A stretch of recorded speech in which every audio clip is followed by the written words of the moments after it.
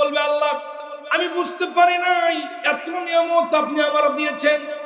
আল্লাহ বলবেন তোমার সারা জীবনের আমলটা হালকা হয়ে গেছে, পাল্লা শূন্য ভাসতেছে, আর তোমার আমল নামার ভিতরে আমি তোমার জীবনের সবচাইতে নিয়ামতের ভিতরে সামান্য একটা নিয়ামত চোখ একটা পাল্লাই দিয়েছি, তার দুইটা চোখ না, এক চোখ দিয়ে তুমি কানা যেন দেখতে পারো, এক চোখ কানা এক চোখ ভালো, এই ভালো চোখ দিয়ে তুমি দাড়ি পাল্লাটা তুমি দেখতে পারো। আমলের পাল্লায় দেখে চোখের ওজনটা একদম নিচে চলে গেছে আর তার আমলের পাল্লাটা শূন্য উঠতেছে। আল্লাহু আকবার কর। বান্দা এক কানা চোখ দিয়ে আল্লাহর কুদরতি পায়ে পড়ে যাবে, বলবে আল্লাহ আমি ভুল করেছি, বুঝতে পারি নাই, আমি তো বুঝি নাই আল্লাহ আপনার সামনে কেমনি কথা বলা লাগে, আমি ভুলে পড়েছি আল্লাহ আমাকে তুমি মাফ করো, আমার জীবনের সব আমলগুলি কোনো কাজে লাগবে না, আপনি যদি দয়া না করেন রহম না করেন আমি জান্নাতে যাইতে পারবো না। আল্লাহ গো তুমি আমারে দয়া করো, আমাকে রহম করো, আমাকে মাফ করে দাও।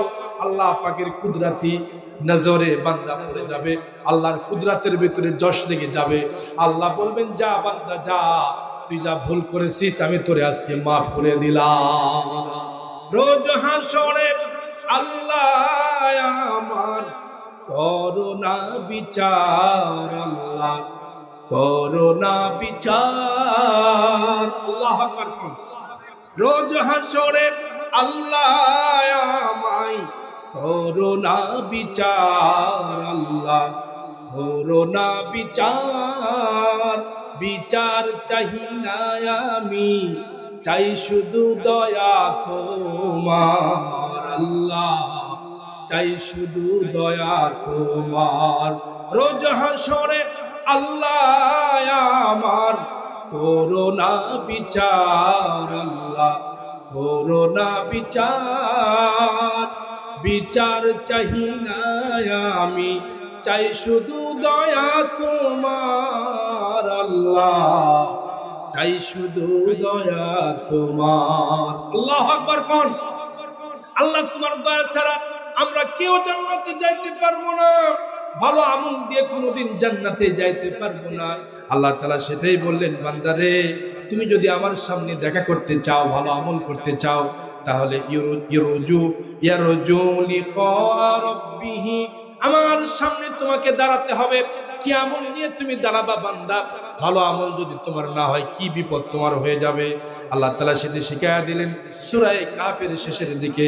তুমি যদি ভালো আমার সামনে তুমি যদি দাঁড়াতে চাও, তাহলে কি দুইটা পুঁজি লাগবে আমাদের জানার দরকার আছে না নাই? আওয়াজ খুলে বলেন না কেন, জানার দরকার আছে না নাই? এক নম্বরের পুঁজি হলো ফালইয়ামাল আমালান সালিহা। বান্দারে ভালো কাজ করো, নেক কাজ করো, মিসকিনদেরকে খাবার দাও, গরিবদেরকে ভালোবাসো, দান সদকা করো, আল্লাহর রাস্তায় বেশি বেশি করে দান করো। নবীজি বলেছেন তুমি এমন ভাবে দান করো, তুমি ডান হাতে দান করবা, বাম হাত জানবে না, বাম হাতে দান করবা, ডান হাত জানবে না। আল্লাহু আকবার কোন। মানুষকে দেখানোর জন্য নয়, যা করবা একজনের সন্তুষ্টির জন্য। আওয়াজ করে বলেন তো তিনি কে? আর একটু জোরে বলা যাবে কি তিনি কে? আর একটু জোরে বলেন না তিনি কে? কষ্ট হচ্ছে বুঝি আপনাদের? আমি আপনাদের গ্রামের ছেলে, প্রাণ খুলে কথা বলতেছি। আমি তো মনে করতেছি আমি চেষ্টা করতেছি আপনাকে বোঝানোর জন্য। আপনারা একজন ক্লাসের টিচার না মনে করলে হবে না। আমি টিচার না, আমি আপনাদের ছেলের মতো, কারো সন্তানের মতো, কারো ভাইয়ের মতো প্রাণ উজাড় করে কথা বলতেছি। কষ্ট হচ্ছে আপনাদের? একটু আল্লাহু আকবার জোরে বলেন। আমার কথা শুনেন তাহলে। আল্লাহ তাআলা বলেন ফালিয়ামাল আমালান সালিহা। বান্দা তুমি ভালো আমল করো, নেক আমল করো, ভালো আমল করো। নবীজির কাছে বলা হয়েছে আইয়ুল আমালি আফজালুন, হুজুর সবচাইতে ভালো আমল কোনটা? নবীজি বলেছেন অনেক হাদিস, এক একজন সাহাবীকে নবীজি এক এক ভাবে বলেছেন। নবীজি বলেছেন আইয়ুল ইসলামি খায়রুন ক্বালা তুতইমুত তাআম ওয়া তুকরিউস সালাম আলা মান আরাফতা ওয়া মান লাম তারিফ। জোরে কোন আল্লাহু আকবার। এক নম্বর আমল হলো তুতইমুত তাআম, মানুষকে মেহমানদারি করাও। মেহমানদারি করলে রিজিকে বরকত দেন যিনি, তিনি কে? আরো আস্তে করতেন, জোরে বলেন না তিনি কে? সে আল্লাহ বলতেছেন তুমি যদি মেহমানদারি করো, মানুষকে নিয়মিত খাওয়াও, যদি পারো একটা চা খাওয়াও মানুষকে, 5 টাকা দিয়ে একটা চা হয়, আপনি মেহমানদারি করেন, আল্লাহ আপনার রিজিকে বরকত দিয়ে দিবেন। জোরে কোন আমিন। এটা আল্লাহ বলেন কতই উত্তম। নবীজি বলেন মানুষকে মেহমানদারি করো। নবী ইব্রাহিম আলাইহিস সালাম তিনি মেহমানদারির জন্য প্রতিদিন মানুষকে খুঁজতেন। একজন মানুষ জীবনে কোনোদিন আমল করে নাই, লোকটার সামনে ইমাম হযরত ইব্রাহিম নবী আলাইহিস সালাম জাতির পিতা, তিনি সামনে নিয়ে এসেছেন একজন সাইলকে, সামনে নিয়ে এসেছেন। সামনে আসার পরে প্লেটে খাবার দেওয়া হয়েছে। আল্লাহর বান্দা বিসমিল্লাহ ছাড়াই 3 প্লেট আল্লাহর বান্দা খায় ফেলছে। মারহাবা কোন, আরো জোরে মারহাবা। বুঝতেছেন না? ওই আমাদের এই যে রংপুর, দিনাজপুর, ঠাকুরগাঁও অনেক লোকেরা আসছেন, আমাদের খুবই তারা পরিচিত মানুষগুলি ধান কাটার জন্য আসে না ভাইজান? জোরে বলেন না কেন আসে না? ওর সামনে যদি আপনি আলু ভর্তা দিয়ে সামনে যদি ভাত দেন, বিসমিল্লাহ ছাড়া 3 প্লেট মেরে দিবেন। কথা বলেন না কেন? ঠিক না? আর আমাদের সামনে যদি কন যে হুজুর এই খান সেই খান, এতটুকু খাবার বক্তারা মনে করেন বেশি খাইছে, খায়। বক্তারা সামান্য কয়েক লোকমা খায়, আর বক্তাদের জন্য মানুষ পেরেশান, হুজুর কি খাবে, কি পড়বে। এই বিভিন্ন জায়গা থেকে মাহফিল নিলে হুজুর কি খাবে, আমি কিচ্ছু না, ডাল ভাত করেন আলহামদুলিল্লাহ। কন কিসের খাবার, আপনি এত কিসের খাবার টেনশন? যা পাবেন কয়েক লোকমা খাইবেন আলহামদুলিল্লাহ, সামনে পাবেন আল্লাহর নাম নিয়ে শুরু করবেন। দেখেন ওই রংপুর, দিনাজপুর, ঠাকুরগাঁও থেকে যারা ধান কাটার লোক আছে, আলু ভর্তা দিয়ে ভাত দিবেন, বিসমিল্লাহ ছাড়াই 3 প্লেট মেরে দিবেন। কথা বলেন ঠিক না? আমার বন্ধুগণ, এজন্য খাবার শুরুতে বিসমিল্লাহর দরকার আছে না নাই? খাবার শেষে বিসমিল্লাহর দরকার আছে না নাই? এজন্য মেহমান নিয়ে এসেছেন নবিয়ানা ইব্রাহিম আলাইহিস সালাম, সামনে প্লেট দিয়েছে, লোকটি বিসমিল্লাহ ছাড়াই শুরু করে দিয়েছে। এরকম আমাদের দেশে খাবার শুরুতে বিসমিল্লাহ বলে না এমন পাঠি আছে না নাই? আওয়াজ খুলে বলবেন বিসমিল্লাহ ছাড়াই খাইছেন দু একদিন, যদি খেয়েও থাকেন এরকম পার্টি এখানেও থাকতে পারে। জোরে কোন ঠিক কিনা? জোরে কোন ঠিক কিনা? আল্লাহর বান্দারা এরকম যদি হয়েই থাকে, কোনো সময় নিজ যদি হয়ে থাকে, আল্লাহর কাছে ক্ষমা চাবেন, আল্লাহ তোমার নিয়ামত আমি খেয়েছি, ভুল করে ফেলেছি। আল্লাহর কাছে মস্তক অবনত হয়ে আল্লাহর কাছে বলবেন, আল্লাহ সিলিন্ডার করলাম, ভুল করেছি, আপনি মাফ করে দেন। আল্লাহ মাফ করে দেবে। জোরে কোন আল্লাহু আকবার। এজন্য নেতা, মন্ত্রী, এমপি, সেদিন দেখলাম একজন নেতা, বড় একটা ছেলে বাম হাতের উপরে চা খাচ্ছে, দেশে আর খাচ্ছে। আমি বললাম বাজান শোনো, ঝাঁকড়ানো চুল, বড় একজন মাস্তান ছেলে বলতেছে, হুজুর কি বলেন? বললাম তুমি যে বাম হাতে খাচ্ছ বাবা, তুমি তো চাটা ডান হাতে খাইতে পারো। হুজুর ডান হাত হাত, বাম হাত হাত, আমার যা খুশি আমি তা করবো। নাউজুবিল্লাহ কন। আমি বললাম যে আচ্ছা ঠিক আছে, তুমি বাম হাত তোমার হাত, ডান হাত হাত, তোমার যা খুশি তাই কর। দেখাইছি ডান লোক, বৃদ্ধ লোকটা দেখাইছি, হুজুর এত বড় সাহস আপনার, আপনি আমাকে বৃদ্ধ লোক দেখালেন। আমি বললাম যে বাবা তুমি একটু আগে বলেছো ডান হাত হাত, বাম হাত হাত, আমি তো শুধু একটা নখ দেখাইছি। উনি লাফিয়ে উঠে বলতেছে, হুজুর আপনার এত বড় সাহস, আপনারাই হচ্ছেন জঙ্গি। নাউজুবিল্লাহ কন। আমি বুঝিয়ে দিলাম বাবা তুমি বাম হাতে খাইতেছো, বাম হাত শয়তানের হাত, এই হাত দিয়ে না খেয়ে আল্লাহ রাসূল বলেছেন প্রত্যেক কাজটা ডান দিক থেকে শুরু। আসহাবুল ইয়ামিন, আল্লাহ ডানপন্থীদেরকে ভালোবাসেন। আল্লাহু আকবার কন। প্রয়োজনে যদি আপনার খাইতে বাধ্যই হন, ডান হাতটা ধোকা দেবেন একটু। প্রয়োজন অনেক সময় হাতে হাতটা ঝামেলা থাকতেই পারে, এজন্য আপনি বাম হাতে না খেয়ে আপনি ডান হাতে খাবেন। আল্লাহ কবুল করুক। জোরে কোন আমিন।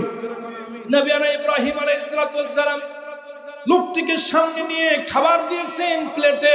লোকটি বিসমিল্লাহ ছাড়াই খাবার শুরু করে দিয়েছেন। নবী ইব্রাহিম আলাইহিস সালাম খাদ্যটা প্লেটটা সামনে থেকে সরায়া রেখে গেছে, তোমার খাওয়া শেষ, বাদ যাও। বলছে হুজুর কি করলেন? বলছে না তোমার খাওয়া নাই, তুমি বাড়ি চলে যাও। নবী একজন ইব্রাহিম আলাইহিস সালাম বলছে হুজুর এই কাজটা কেন করলেন? আমি তো আপনার একজন মেহমান। কয় না, বিসমিল্লাহ ছাড়া কোনো খাবার নাই, আপনি বাড়ি চলে যান। আল্লাহ তাআলা জানায়া দিলেন নবী ইব্রাহিম আপনি প্রতিদিন মেহমানদেরকে নিয়ে খাবার দেন, আপনার আয়োজনটা আমি আল্লাহ বড় ভালোবাসি, কিন্তু আজকের আয়োজন আমি আল্লাহ তাআলা, আপনার এই আচরণটা আমার কাছে ভালো লাগলো না। আপনি কেন প্লেট টান দিলেন? ইব্রাহিম নবী আল্লাহকে বলেন, আল্লাহ এই বান্দা বিসমিল্লাহ ছাড়াই খাবার চাই, যার কারণে প্লেট টান দিয়েছে, আমি খাবার বন্ধ করি নাই, বিসমিল্লাহ বললে আবার দিয়ে দেব। আল্লাহু আকবার কর। আল্লাহ বলেন শোনো বান্দা, এই বান্দা আকাশ থেকে কয়েক বছর ধরে, শুধু 100 বছর পার হয়েছে বান্দার বয়স, তার চাইতেও বেশি এই বান্দার বয়স, আমি কোনোদিন রিজিক টান দেই নাই, তারে আমি বন্ধ করে দেই নাই। আমার নাম ছাড়াই বান্দা খায়, তারপর আমি আল্লাহ খাওয়াই, কারণ আল্লাহু রাজ্জাকু যুল কুওয়াতিল মাতিন, আল্লাহ তাআলা এমন রিজিক দাতা ধনীকেও দেয়, গরিবকেও দেয়, আল্লাহ ঠকায় না কাউরে। যারা অমুসলিম তাদেরকেও দেয়। আল্লাহ যদি শুধু মুসলমানদের রব হতেন, তাহলে আমাদের জমিতে যে আমরা ধান লাগাই, মুসলমানদের জমিতে বৃষ্টি হতো, অমুসলিমদের জমিতে বৃষ্টি হতো না। আল্লাহ কি এরকম করছে নাকি? কথা বলেন না, কেন এরকম করছে? আল্লাহর ইনসাফ, দুনিয়াতে কাউরে আল্লাহ ঠকান না। আল্লাহর ইবাদত করলেও আল্লাহ দিবেন, না করলেও না দিবেন, বন্ধ করবেন না। বরং বান্দা যদি আল্লাহর ইবাদত করে তাহলে লাভ আছে না নাই? জোরে বলেন, লাভ আছে না নাই? সেটা আল্লাহ রাসূল বললেন, তুতি উত্তম, বেশি করে মেহমানদারি করো। মেহমানদারি করলে আমি আল্লাহ খাবারের ভিতরে বরকত দিয়ে দিব। আল্লাহু আকবার। 2 নম্বরে তুকরিউস সালাম। ভালো আমলের ভিতরে আরেকটা সুন্দর আমল হলো, বেস্ট আমল হলো বেশি বেশি করে সালাম দাও। সালাম দিলে আল্লাহ খুশি হন। যে এলাকায় যত সালামের প্রচলন আছে সে এলাকায় আল্লাহ তত বরকত দিয়ে দেন। জোরে কোন আল্লাহু আকবার। আজ থেকে একটা আমল পকেটে নিয়ে যান। এই তাফসীরুল কোরআন মাহফিল থেকে বেশি আমল করা লাগবে না, একটা আমল অন্তত। দেখা হলে মুসলমান ভাই সালাম দিবেন ইনশাআল্লাহ। কি দিবেন ইনশাআল্লাহ? আমার সংসার দিকে দোবেলা সহ আশেপাশের গ্রাম, আলীগ্রাম সহ, নারায়ণ শহর সহ আশেপাশে, বালুকচরা আসে, আরো গ্রাম আছে আশেপাশে।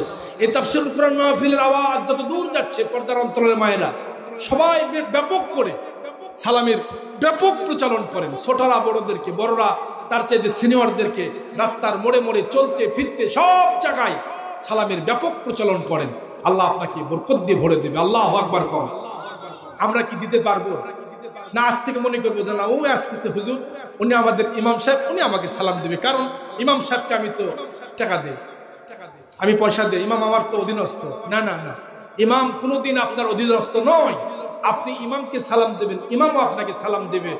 আপনি ছোটদেরকে, নবীজি যখন রাস্তা দিয়ে হাঁটতেন, মাররা আলা গিলমানিন, ছোট্ট ছোট্ট শিশু বাচ্চাদেরকে নবীজি সালাম দিতেন, মহব্বত করতেন, ভালোবাসতেন। এমন কোন শিশু নাই নবীকে ভালোবাসতেন না। শিশুরা বাবার কোলে থাকতেই না, দৌড়ে এসে নবীজির কোলে উঠতেন। আল্লাহু আকবার বলেন। আমরা শিশুদের ক্ষেত্রে রাগ করি, গুসা হয়ে যায় না। ভালোবাসা দিবেন, মহব্বত করবেন।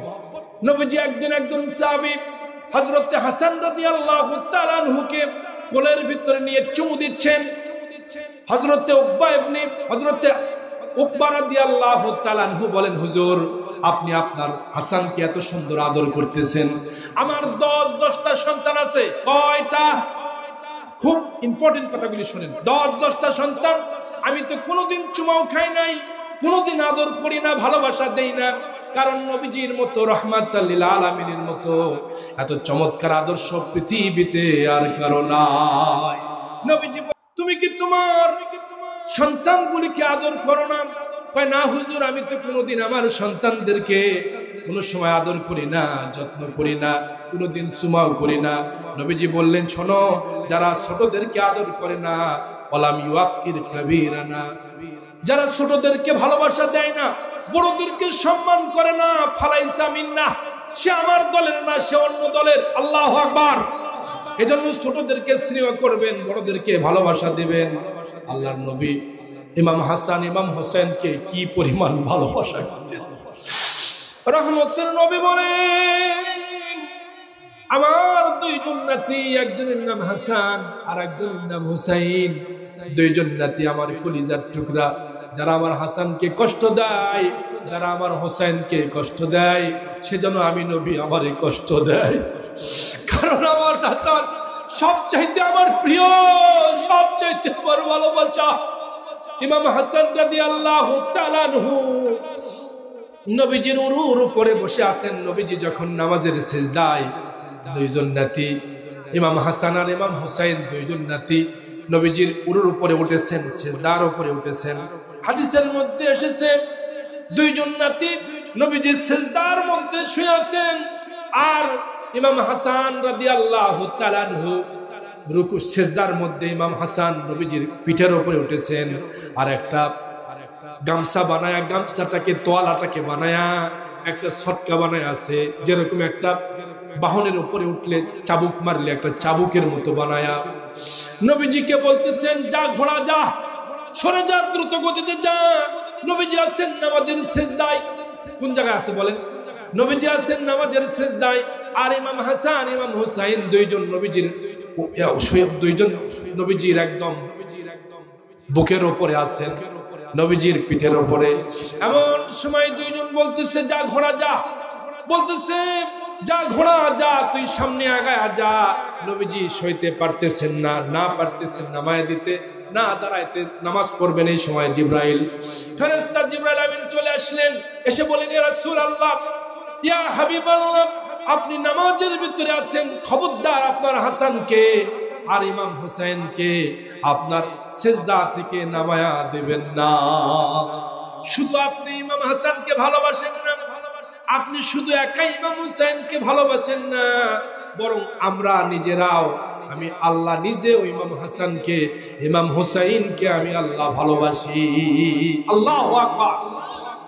এই জন্য নবীজির আদর্শ ছিল এরকম, ছোট্ট ছোট্ট সোনামণিদেরকে ভালোবাসা দিতেন, ভালোবাসা দিতেন, আদর করতেন।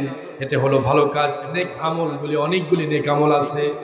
আল্লাহর হাবিব বলেন সমস্ত নেক আমলের ভিতরে উত্তম আমল হলো মানুষের সঙ্গে ভালো আচরণ করা, সুন্দর আচরণ করা। কিয়ামতের ময়দানে সব চাইতে বেশি নেকের পাল্লায় যেতে ভারী হবে সেটা হলো নেক আমল, ভালো আমল, ভালো আমল, নেক আমল, উসওয়ায়ে হাসানা, উত্তম চরিত্র মানুষের সঙ্গে দেখাবেন। আল্লাহ তাআলা কিয়ামতে আপনাকে লক্ষ কোটি মানুষের সামনে আপনার সম্মান যিনি বাড়ায়া দিবেন, আওয়াজ করে বলতে পারবেন তিনি কে? আল্লাহ তাআলা পরের আয়াতে বলেন আলা ইউশরিক বিইবাদাতি রাব্বিহি আহাদা। আল্লাহু আকবার। কোন আল্লাহ শেষে বলেন, আয়াতের শেষে, বান্দা তুমি ইবাদতের ক্ষেত্রে, আমাকে ডাকার ক্ষেত্রে কারোর সঙ্গে শরীক করিও না, অংশীদার সাব্যস্ত করিও না। আল্লাহ তাআলা বললেন ইবাদতের ক্ষেত্রে কারোর সঙ্গে শরীক করিও না।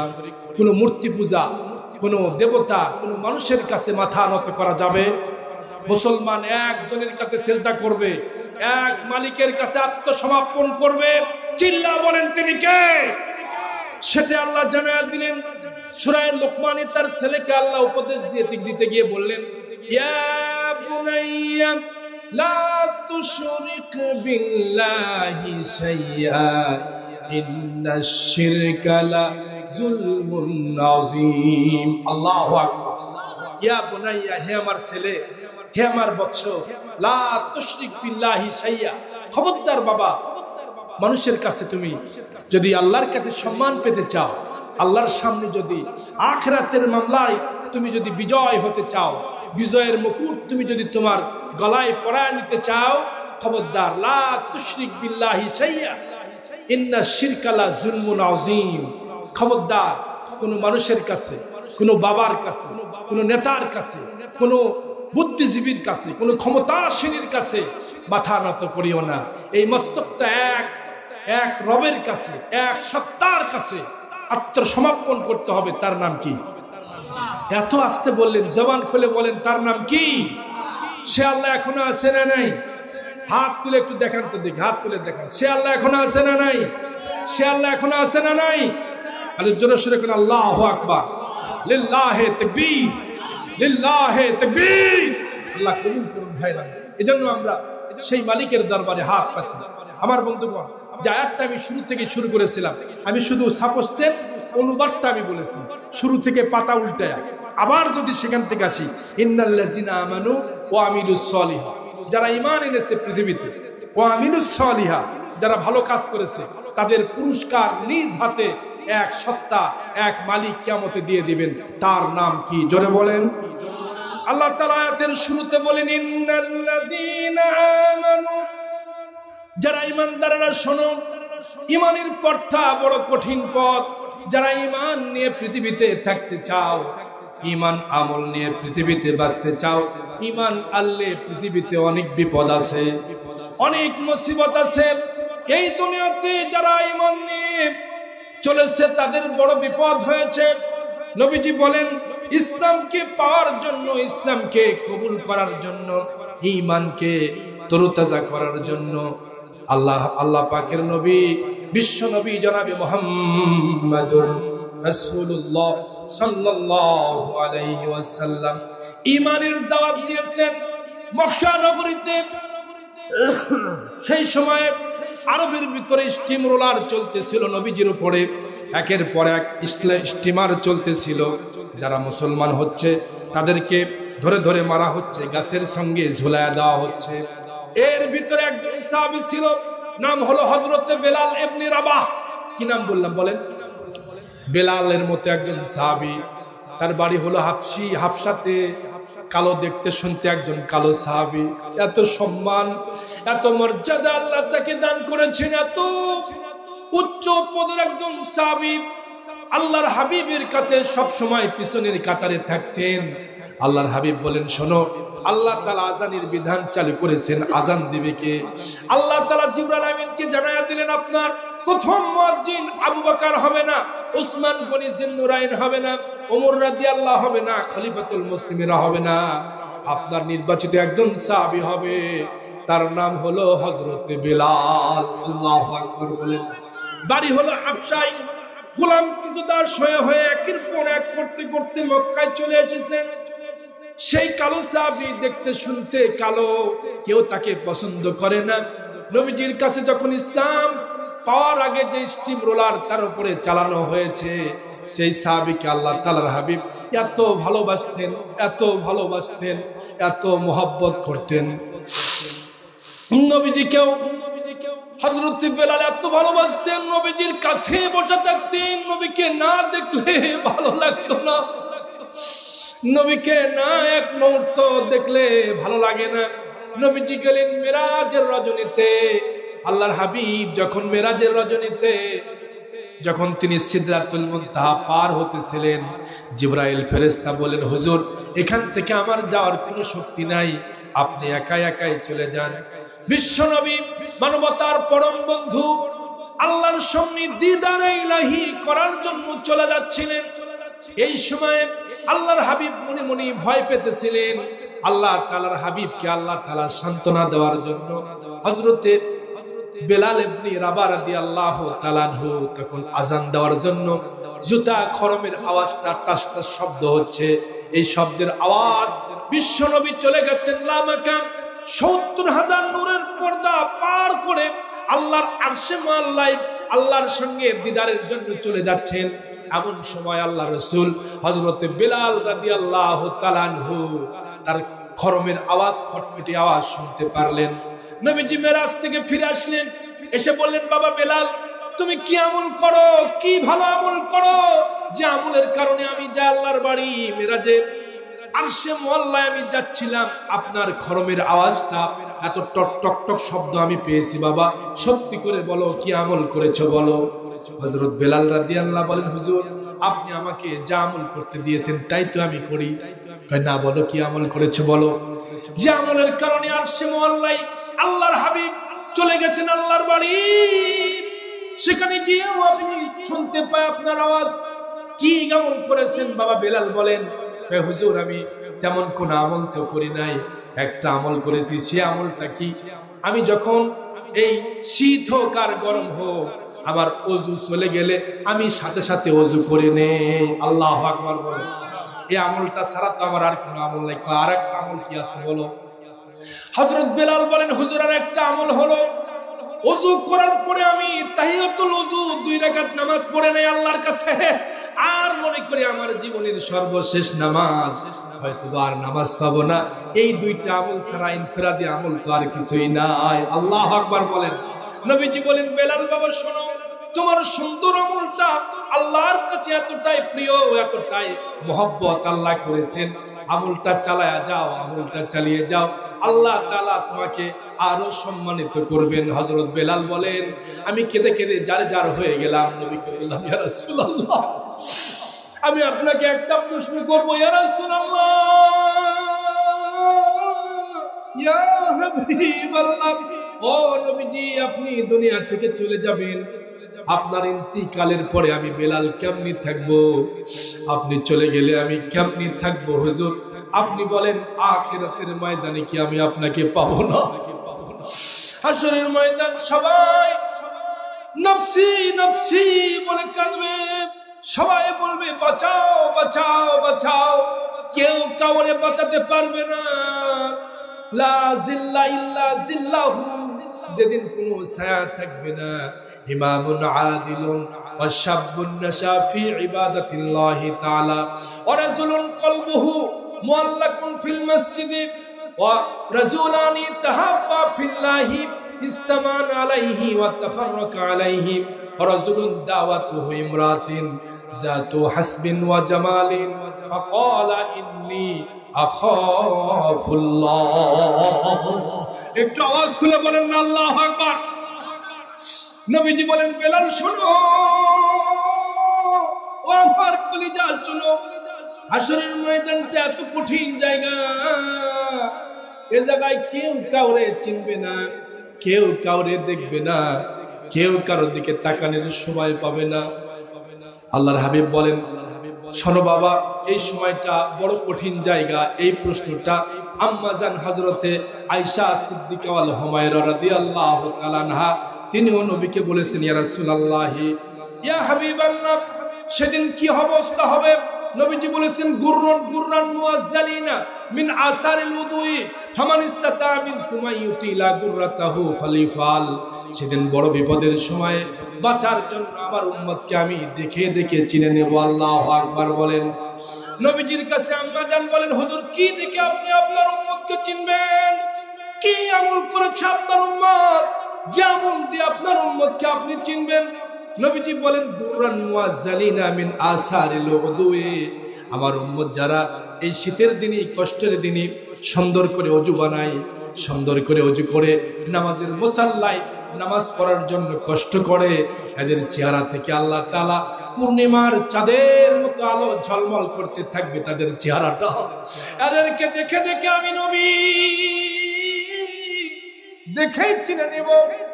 অন্যান্য নবী এবং রাসূলরা ঈর্ষা করতে থাকবে আর বলবে, আরে আমার এমন উম্মত, তিনি কেমন নবী, তার চেহারাটা এত সুন্দর ধবধবে সাদা, এত সুন্দর পূর্ণিমার চাঁদের মতো তার চেহারা, কি নবী তিনি, তার চেহারা যেমন অমনি চেহারার সঙ্গে মিল তার উম্মতের, একদম লাইটের মতো ধবধবা সাদা।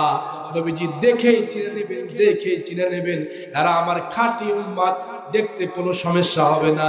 আল্লাহর নবী তারপরে একটা উদাহরণ দিলেন, আম্মা হযরত আয়েশা সিদ্দিকা ওয়াল হুমায়রাকে, শোনো আয়েশা, চিন্তা করিও না, মনে করে একটা মাঠ ভর্তি ঘোড়ার পাল আছে, এই ঘোড়ার পালের ভিতরে যাদের চেহারাটা মুখটা সাদা ধবধবা, এই ধবধবা সুন্দর চেহারা ওলা যদি উট যদি থাকে অথবা ঘোড়া থাকে, কালো উটের ভিতরে যদি সাদা ধবধবা উটগুলি যদি থাকে অথবা যদি কোনো ঘোড়া থাকে, বেছে নেওয়া যাবে কিনা? হ্যাঁ হুজুর, অনায়াসে বেছে নেওয়া যাবে।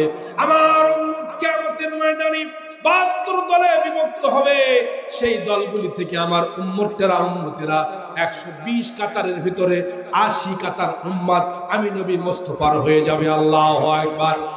আমি তাদেরকে দেখেই চিনে নেব, তাদের চেহারার লাইট দেখে, তাদের চেহারার ফোকাস দেখে আমি নবী তাদেরকে চিনে নেব। আমার চিনতে ভুল হবে না, দেখবো আর বলবো, আর আমার উম্মতি এক গ্লাস করে সেদিন হাসরের ময়দানে কাউসারের পানি দেব, বলবো এক গ্লাস খাও, আর চিন্তা নাই, ডাইরেক্ট আল্লাহর জান্নাতে চলে যাও। সেই দিন কারা কারা আমরা যাইতে চাই?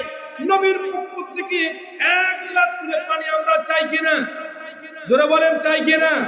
কারা কারা চাই না হাত তোলেন। ওরে বাবা, দেখছেন? হ্যাঁ, একটু মাঝখানে একটু ব্রেক দিয়েছি যাতে করে আপনারা বুঝেন কিনা দেখি। আপনারা ওয়াজ শুনতেছেন না, মাঠে আছেন না কবরস্থানে আছেন, মাঝে মাঝে পরীক্ষার দরকার আছে না নাই? অনেকেই ঘুমাইতেছে না, কি দেখতে হয় এরকম। এই জন্য জুমার বয়ানে আমি কোনো মুসল্লিকে ঘুমাইতে দেই না, এদিক ওদিক তাকায়, যদি ঘুম পারে তখন তাকবীর দেয়, লিল্লাহি তাকবীর। এই মাঝে মাঝে তাকবীর দিতে হবে, এদিক ওদিক তাকাতে হবে আমার ভাইরা। এজন্য কিয়ামতের ময়দানটা বড় বিপদ। ইয়াউমা ইয়াফিরুল মারউ মিন আখিহি ওয়া উম্মিহি ওয়া আবিহি ওয়া সাহিবাতিহি ওয়া বানি। সবাই, কেউ আপনার কাছে আসবে না, সবাই বলে আমাকে বাঁচাও, কেউ কাউরে বাঁচাতে পারবে না। সেদিন একজন বাঁচাবে, তিনি আল্লাহ, আর রাসূলের সুপারিশ ছাড়া আপনাকে আর কেউ চিনবে না। কোনো বন্ধু নাই, কোনো আত্মীয় স্বজন নাই।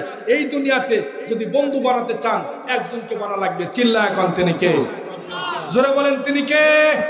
সে আল্লাহর কাছে আমাদেরকে ফিরে যেতে হবে। যে আয়াতটা শুরু করেছিলাম আমার ভাইরা, আর হযরতে বেলাল রাদিয়াল্লাহর জীবনী ধরেছিলাম। সেই বেলাল রাদিয়াল্লাহু তাআলা আনহু রাসূলের কাছে সবচেয়ে প্রিয় সাহাবী, যে স্টিম রোলার আমানু ঈমান আনার কারণে তার উপরে যে নির্যাতন হয়েছে, পাথরগুলি তার বুকের উপরে চাপা দেওয়া হয়েছে, মক্কার অলিতে গলিতে চোকা চোকা পাথরের উপর দিয়ে ছেঁচড়ায় ছেঁচড়ায় তার শরীরের সব রক্তগুলি জমিনের সঙ্গে মিশে গেছে।